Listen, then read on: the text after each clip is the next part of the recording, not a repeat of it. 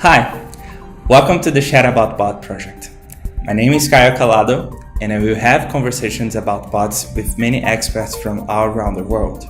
Together, we are going to learn from them.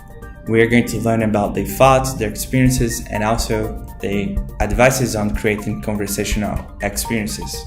I hope that all these conversations will give you a comprehensive picture about our industry and also to prepare you to create your own conversational experiences. On this episode, I'm talking to Dennis Yang.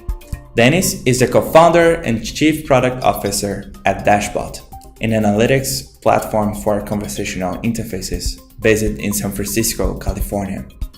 He's going to focus on how analytics can be important to your bot and also how you can use it to evolve your conversations. I'm really excited to have these conversations and to share them with you. And we are going to get back right after this message. Hi, my name is Sergio Passos. I'm CTO at Take. We are the leading Brazilian company for conversational apps and chatbots. Being in the mobile market for more than 19 years has given us the expertise to build great conversational experience. To do so, we use Blip, our platform that integrates the best tools to build, run, and evolve chatbots. We believe that a single message can change the world, and that's why we think it is so relevant to chat about bots. Hello, everybody. Today we are with Dennis. Thank you for having us here. Yeah, thanks for coming. Thanks for having me. I would like to start with your start, like your path until you get to the Dashbot. How was it? Like, how did you start the business? For me personally, I've been working in technology since 1997. Dashbot is my fifth startup that I've been involved with. I was the ninth employee at two startups before. I founded a technology blog kind of way back in the early 2000s. And then my last startup, we sold to eBay in like 2014. After that, I was trying to figure out what to do next. So we were making a lot of bots. Yeah. For Messenger, we were building bots for Slack. So we actually built a bot called GameMonk for Slack, which is a bot that allows you to play games with your team.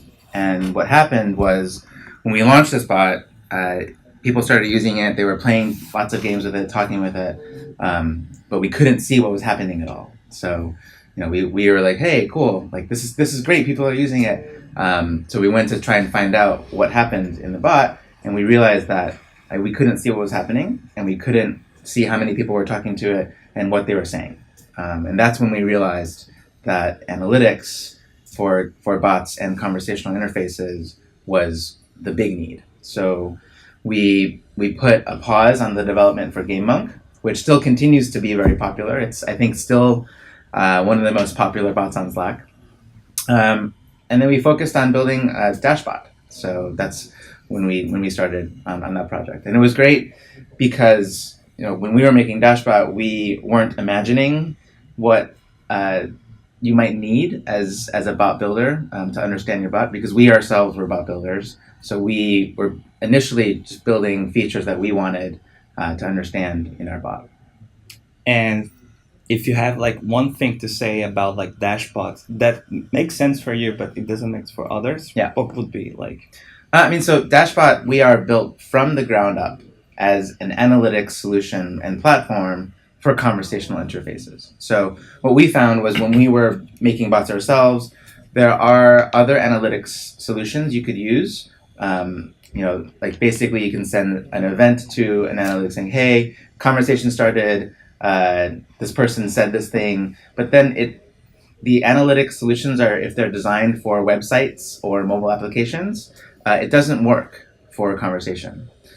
So that's what that's the one thing that we've done with Dashbot, which is from the very, very foundation, we have designed Dashbot as an analytic solution for conversational interfaces. And then that doesn't mean that it's only one channel. It's like all the channels, right? Yes. So we support, we started with Slack and Facebook, but we also support any conversational interface that, via Line, Twitter, SMS, if you have WhatsApp, and lately we've actually also launched into voice applications as well. So we realized that the conversational tools and analytics that we developed for chatbots work very well for conversational voice apps as well. So for the Alexa and Google Assistant, we support analytics for those platforms as well. And basically anything that you can model as a series of messages between two parties can be put into Dashbot and understood through Dashbot. All right. I wonder if you have like a good definition of bots and how do you see them and how companies should see them. So we can take kind of one step back, and I'm really excited about kind of conversation as a UI in general. If you look at the evolution of human-computer interaction, the web kind of took all of this information and made it accessible via online and connected computing. No, the mobile device took all of that information and put it into your pocket, right? And I think conversation is the next step after web and mobile to basically make information even more easily accessible by more of the world's population. And the reason is this: I think we as technologists are really familiar with using keyboards and we can even use SQL to access all this information. And from a technology standpoint, it's really easy for us. But conversation is the first interface that we learn as humans. So it's the first. It's the way that we start. It's the way that we communicate, right? So we're very excited about being able to communicate and understand technology in the same way that we as humans, really the foundation of human knowledge is communication and conversation. So the idea of being able to interface with technology in that same way is why we're building Dashbot, why we're so excited and working in conversational UI. Do you see some like huge opportunities that the companies are missing, or do you have like any tips or any advices on that? So one promising thing is that with each platform shift from web to mobile to conversation, the adoption speed with which I think overall society and overall companies adopt seems to be getting faster. That's what's so exciting about this is because, so I first got on the web around like 95, 96, and that took the web transformation took 10 to 15 years to really take hold. Mobile took half that time. Yeah, right? It took like 10. Yeah. It's crazy because it changed the way that we communicate. It's completely different now. It's crazy. Mobile took all that, and now there's billions of devices in everyone's pockets. Yeah. Mobile is everywhere, right? And that took half the time, I think. Yeah. That web kind of took to become really ubiquitous. And I think conversation, we're seeing it, being adopted even more quickly, right? So we're only 2 years after Facebook launched their kind of bot platform, bot integration, and already we're seeing that accelerate at a really amazing rate. And the same thing with voice applications, right? So we're seeing really this past year for the Alexa and Google Assistant platforms to really start to hit adoption, and that's only typically they started in the U.S. As they start launching more countries, like that's just going to go even more quickly, right? And it's getting to the point that this is becoming invisible. Like we have Alexa here. Yes. And we have the Google Home here. Yes. And we have the Siri here. Yeah. And you don't have like an Apple Watch. I have a normal watch yet. Okay. But like those things are embedded in our everyday lives. Right. I don't think that we are in a point that just like touch and then just use it, but we are getting there really soon. We're getting there. I mean, I think some of the most amazing concepts from science fiction are almost here, right? Like Star Trek was one of my favorite things as I was growing up watching, and having that ever-present computer listen to Captain Picard and answer his questions. That's where we are now. You can ask Siri questions. You can ask Alexa or Google Home questions just without even taking out your laptop or your mobile phone now. And I think the ubiquity of computing is where we're going, like the ubiquity of presence as well as the ubiquity of interface, right? Where anyone without very much training should be able to understand and interact with technology. And I think the next step is that they don't even really think about that they're interacting. They're just getting things done, right? Without, I have to learn this skill of computer programming or using a computer. Now it's just, I wonder if I could just do this, and it works. I have like 26 years. Yeah. I lived a little bit of this transition, like from coming from computer to going to mobile and now having things that I can talk to it. Right. What do you think about the future for like those people that are getting today with this technology? Let me just check, like you have a children now. Yes, yeah. And I have an 11 a child, and I wonder, things I wonder are in the same way that not that many people nowadays know how to drive a stick shift car. Like, will he? I'll teach him as a novelty, I think, how to drive. Will he even need to be able to type? See, this is how it is. Like, this is how it used to be. Yeah. And I think, some of the more amusing things are like the save button, right? I think today's call that a save button. They don't know that it's actually a floppy disk that existed in the physical world, right? And I wonder what type of interactions like the kids of today will find basically completely normal and don't even think about how they got to how they're interacting with computers and technology, right? So yeah, like there is a not really old, but like a 2 or 3 years commercial in Brazil that is just like we give like people some old devices. Oh yeah. And then we give them like iPads. So there is one that is really funny. It's just like a baby. Yeah. She's holding like a magazine, and then she's just like. Yeah. And that's what's amazing is these interfaces are so intuitive that a baby sees a screen now and sees us interacting this way, and she thinks that's how you interact with everything.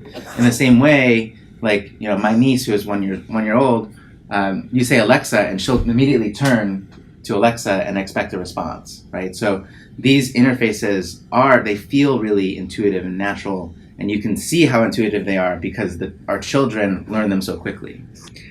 What do you think about the invisible interactions or the invisible conversations that we can have these machines today that can be helpful for us adults? Like, what do you talk to your Alexa? Like for me, usually I just like create reminders. I ask about the weather. Like oftentimes I'm just like packing up to travel, and then I ask Google like, how is the weather on that city? So okay, I might need like a jacket. How do you use it? Like I mean, I have Google and Alexa all over my house. I use it all the time for a timer, right? So when you're cooking, now instead of the old timer used to be you would go to, you have a timer and you would turn it and set it. Then it became you would use your phone and set the timer there. Now it's just you cooking, you like, Alexa set a timer for 5 minutes, and it's so convenient and so easy, right? That's one, I think, huge use case of it's funny to have such an expensive, fancy machine for a timer, but it's something that you do all the time. And just when you have the ubiquity of a voice interface like that, it's really, really convenient, right? In the same way, we obviously ask for weather. I play games a lot. I play Jeopardy all the time. It's a super fun game, to play, as well as, especially when you have kids, you can also ask, as you're running around, you can ask about the weather. You can listen to the news without kind of stopping and being in front of your computer or having your phone out, which I really like as well. So coming through the dashboard perspective, what kind of like data or user are you starting to see now? So some of the more, I guess, with conversational interfaces, there are a lot of different types of use cases that I find interesting, right? The obvious ones, I think, are the customer-facing, like customer support, customer care, makes a lot of sense, right? Like I know when I'm interfacing or complaining, or a lot of times complaining or asking for support with a company, presented with the options of emailing them, calling them, or chatting with them, I always pick the chat, because it allows chat, at least on a text basis, allows me to continue doing whatever it is I'm doing, kind of have an asynchronous-ish sort of multitasking type interface with customer support, because the other interfaces, email is too slow, right? Phone is too high bandwidth because I have to stop everything I'm doing and talk to them. And chat is the perfect forum for customer support because it allows me to interact with the customer support person, with the exact kind of percentage of attention that I want to give them. So I think that's a really interesting use case for a chatbot, because a lot of the queries that I'm asking a customer support person, they're actually taking my question, typing it into some sort of knowledge form, and like looking up information and getting back to me. So I think that's one great use case that we're definitely seeing. The other ones that I really like are, I think continued remarketing is obvious. Chat is a great kind of lightweight medium to communicate with your customers. Email is okay; it's directed, but it gets flooded in this whole stream of spam emails. Phone call, obviously, again, if I call you, and I don't want to be marketed to by a phone call because I have to stop everything I'm doing, right? So that's why chat is such a nice. It's the appropriate amount of interrupt for the appropriate kind of message that can be personalized, right? Personalization, I think, is really amazing. It's an amazing opportunity for chatbots as well, because I know exactly that I'm talking to you and who you are. Then I can tailor that message specifically for you around what you're interested in or what you've asked about before. So this promise of like personalized marketing that we've heard from like web and mobile, I think really chatbots are a huge opportunity to make good on that promise. And then the other use case that I actually am seeing that I really love is internally facing corporate bots, because corporations, sometimes we forget that like we all work with humans, right? So large organizations of people are also interacting with a knowledge base of corporate knowledge, right? Typically organized in a corporate intranet of some sort. So imagine, instead of looking through your corporate intranet for what's the HR policy on our vacation days, finding that information through a chatbot, right? Logging your hours through a chatbot.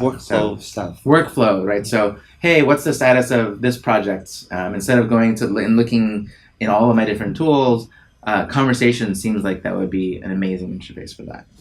Right. So I wonder if you have like any thoughts about like why it is so hard to create like a successful like chatbot. Yeah. Why most, not only like companies but also like bot makers, like developers, designers, why don't they get to create something that is kind of successful? I mean, there's a few things. I think in general, conversation it's a tool, right? It's an interface, and it's the same thing. I think like why can't we create a successful website or mobile app or anything if it's not focused on doing something specific? It's very difficult to make that successful. And a conversational interface has the added complexity that it has just a bare text box a lot of times, and that there's a UI concept of affordance, right? That comes into play especially with chatbots. If you afford the user the ability to do anything, then they're going to do anything, right? If you guide them and say, hey, I'm Dennis, I'm good at these, you can ask me these 3 things, then if you ask me something else, then I may or may not answer that, right? And I think having that idea in mind is important. If you think about meeting me, right, you don't know who I am, like what are you going to say? You're not just going to jump into like, hey, what do you think about the weather in Tulsa, Oklahoma, right? Why would you ask me that if you've never met me before? Yeah. Sometimes I see that most people try to do that and then it doesn't work. So like, this is not good. Right, and they're like, Dennis is dumb. It's like, well, no, you just met me. Hold on. Why are you asking me something completely random? What would give you that idea that I would know that information? And I think that's one of the most important things is, when designing a chatbot, it's to communicate what you're good at, right? In a short, succinct manner, either through the branding of how you got there or in an introductory message, right? And I think take a look at the conversational interfaces that we have in real life and kind of understand, for example, when I walk up to the Starbucks counter, I know that my interaction with the barista is going to be scoped within the realm of I'm going to order coffee with you, right? So I'm not going to ask for a hamburger. I could actually ask them how their day is going, right? But maybe I will take a view of the context in the coffee shop and make sure that they're not busy to understand that social cue of, okay, it is appropriate at this time to ask this question, right? And I think that same concept can be extended to conversational interfaces. Like, would you expect the Starbucks, if there was a Starbucks chatbot to understand, random questions? Maybe not, because you probably wouldn't ask that of a Starbucks barista, right? So, and I think that type of context setting and expectation setting is important when designing these conversational interfaces.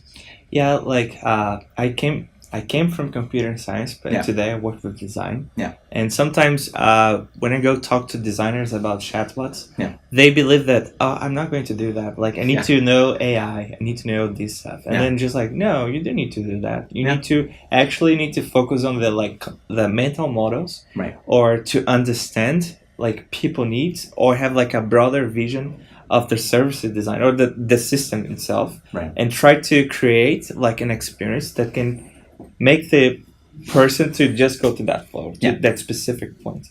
I know that creating like a good conversation is hard. Yes. And you guys have like an amazing tool that help people to see if the conversations are going well or not, and how they can make better. Mm-hmm.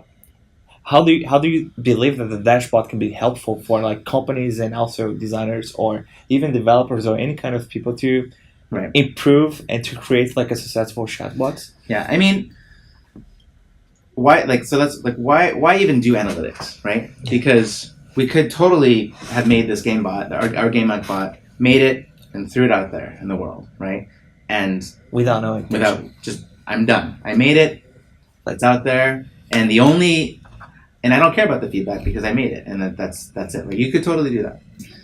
If that's the way you want to make product, then analytics are not for you. Like, analytics is about listening and learning, right? So, what is happening with your product? Is it doing what you think it should be doing? Are your users expecting different things? Like this whole concept of like expectation and affordance, and then, is your product achieving the goal that you think it should be achieving, right? And that's what Dashbot is about. It's about listening and presenting to you actionable information with which you take that as feedback and then make improvements on your product, right? So that's at a very high level. That's what any analytics or listening or improvement tool should do. So with that in mind, at a very high level, integration with Dashbot is basically every time your bot receives a message, you send us a copy. Every time your bot sends a message, you send us a copy, and we can start reconstructing that entire transcript for you. You can view the transcript, which is very helpful, right? For those of us that have done web and mobile design, like we used to have to imagine, given a website, we're like, cool. So they came to the homepage, they clicked on this product page and they added to cart. So I think they want this product now, and now they disappeared, right? It's like, and so you're trying to guess by these almost like tiny little flashes of information what people were doing. With conversation, you can actually see, I say, hey, I would love a black sweater. You're like, okay, cool. That has some texture to it. It's like, I would love a black sweater for my brother.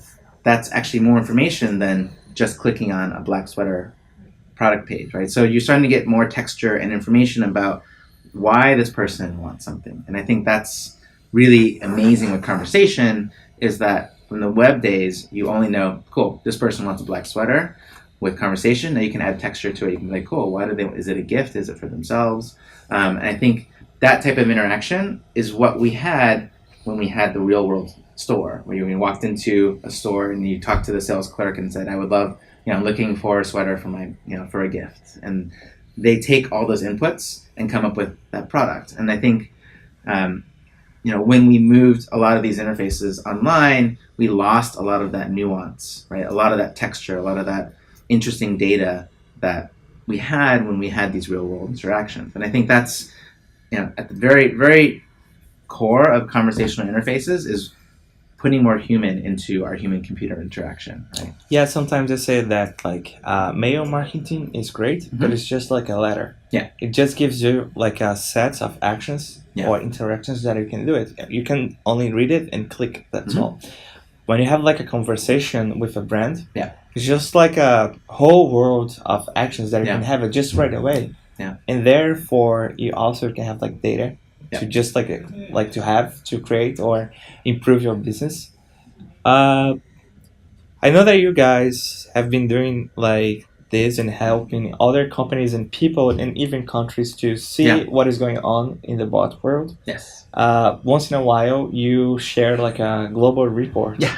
with the analytics about all the bots Yes. that are in the market. Yeah. Can you explain a little bit about what is this? Why you guys do this? Yeah, I mean, so we believe that like sharing knowledge globally, like for the bot ecosystem, helps the entire ecosystem improve and learn, right? So one of our favorite lessons that we learn over and over and over again is, for example, one of the most common messages that Facebook bots receive is like the thumbs up, right? Yeah, right. Thumbs up. So many bots don't take that as like they don't understand that input, right? So if you and I have never met before, you ask me a question on Messenger, I send a thumbs up. I think just we did it today. You know what that means, right? Like it means, yeah, I got it.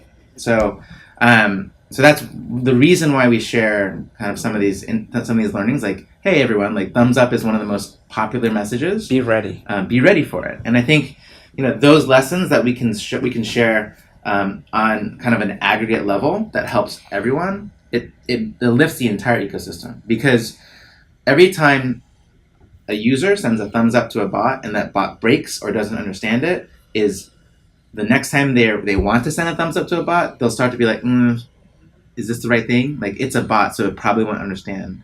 But every time that they send a thumbs up to a bot and the bot responds in the right way, which is like, cool, got it, or something, then it adds to their feeling that bots understand what they're saying, which helps the entire bot ecosystem, right? So the more that you trust and believe in this technology, the better for everyone. So I want to make sure, like, our goal is every bot interaction is delightful, right? So and has the appropriate response. And I think that's why we built Dashbot, and that's why we're sharing some of this like aggregate knowledge across the ecosystem. Nice. And since you talk about like sharing knowledge, I would like to start to finish. Yeah. And I know that the AI automation and bots, yes, they're really coming. Yeah. They're coming for sure. Yeah. And we need to make people ready or prepare for that the future that is, it's almost here, but we still have like a long way to go. Yes. I wonder if you have like any advices or any tips that can help not only people but companies to be ready for what is coming the next 1, 3, or 5 years. Yeah, I mean, I think it's all about feedback, right? And like making sure that you're not just designing bots once, launching them, and just saying like, I'm done. Like we're always always have a culture of improvement, like looking at how your bot is performing, learning from that information, and then iterating and improving, right? So, and that's both on a process level, right? Which is like make sure that your organization has the process and procedures with which to take this feedback and then reintegrate it into subsequent product releases.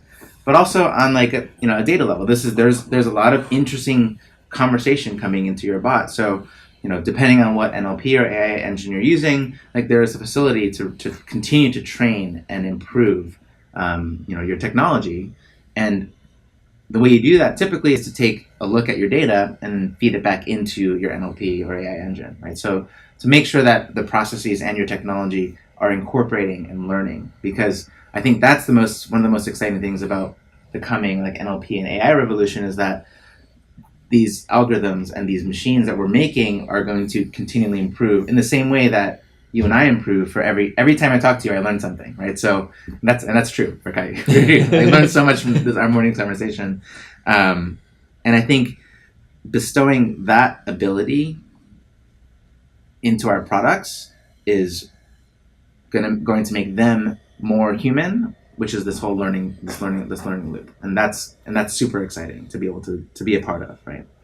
Okay, all right, Dennis. Cool. Thank you so much for having us. And yeah, thank you for having me. This has been fun. Yeah, it was fun. And see you around. And also, you have every year the Superbot. Superbot conference here in San Francisco every year. Yeah. So hopefully you can make it next year. This year was great, and and thanks for having me. Yeah. Thank you. Cool. Bye. Bye. Hey, you made it to the end. Congratulations. Thank you so much for listening to this episode. I really hope that you like it and also that you learned a lot.